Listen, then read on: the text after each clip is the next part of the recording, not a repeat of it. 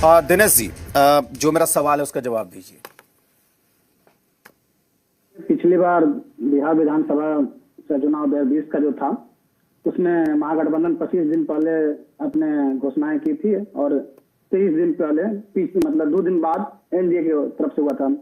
लेकिन इस बार एनडीए आगे है, लेकिन महागठबंधन का जो गठबंधन है, जो संगठन, उसमें जो पार्टियों की संख्या है वो ज्यादा है, इसलिए थोड़ा अभी अंतिम स्थिति में पहुंचे हुए हैं। और उम्मीद है कि कल शाम तक आपको सूचनाएं मिल जाएंगी, घोषणाएं हो सकती हैं कल शाम तक। दूसरी तरफ आप एक चीज देखिएगा कि जो मांझी जी 15 ग्राम की बात कर रहे थे और अपने जिनको भाजपा के प्रवक्ता पांडव कर रहे थे, उसमें मांझी जी न जाने किसको दुर्योधन समझ रहे थे, और हो सकता है कि नीतीश जी को समझ रहे हो, भाजपा जिसको भी, लेकिन कह रहे थे 15 ग्राम यानी 15 से कम सीटें मिलेंगी तो चुनाव नहीं लड़ेंगे। यह भी कहे थे कि हम नहीं जाएंगे, भले सपोर्ट करेंगे। लेकिन आज क्या नौबत आई, क्या स्थिति आई कि 6 सीट पे वो मान गए, वो 5 ग्राम की जगह पे पहुंच गए।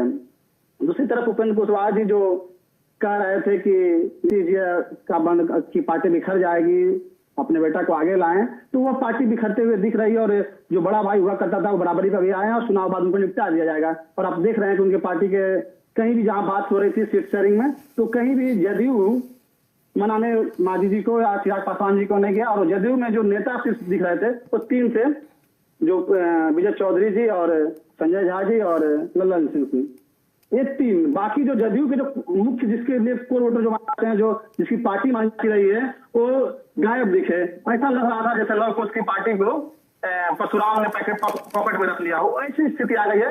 इसकी वजह से आप देखेंगे कि उनके कई नेता, जो उनके पुराने नेता रहे हैं, वो हमारी पार्टी में जा रहे हैं। तो स्थिति यह है कि वो भले आगे घोषणा कर लिए हैं, लेकिन नीतीश जी का इस बार यानी 5 से 25 बहुत वाली नीतीश वाली स्थिति लगभग तय हो गई है। हम अपने मुद्दों के साथ, अपने वादों के साथ सरकार में आने जा रहे हैं।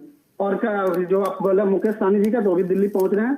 अब उन्होंने उनका बयान आपने दिखाया, वो सही बात हमने भी सुना, बोले कि कुछ आश्वस्त है, तो बातचीत होगी और कल शाम तक आपको एक संयुक्त प्रेस कॉन्फ्रेंस के साथ। ठीक।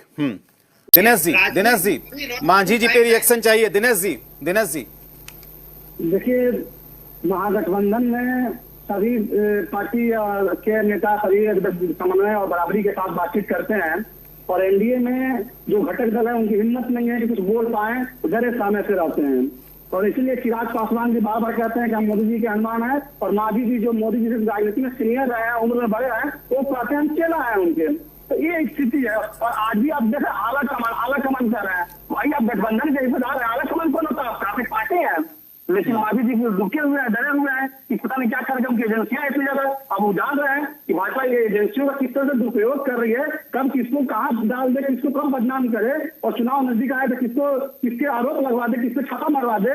आप देखे होंगे कि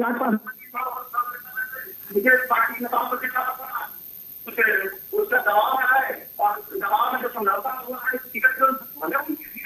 जिस नेता के नेतृत्व की बात कर रहे हैं, वो तो आज सामने आके बोल भी नहीं सकते हैं। वो सिर्फ मोदी जी का पैर छू सकते हैं, 38 सेकंड तक हाथ जोड़ सकते हैं। बिहार की जनता वैसे नेता को नहीं मुख्यमंत्री मान जाएगी, उसको युवा जोश चाहिए, जो कहता और जो कहे और करे।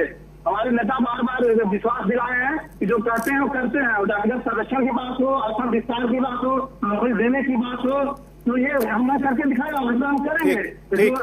नीतीश जी बंदोपाध्याय कमेटी की रिपोर्ट को दरकिनार कर देते, भूमिहीन को जमीन नहीं देते, तो हम अब देने जा रहे हैं। तो हम देंगे। ठीक है जितेंद्र जी, रिप्लाई करिए, खत्म करेंगे।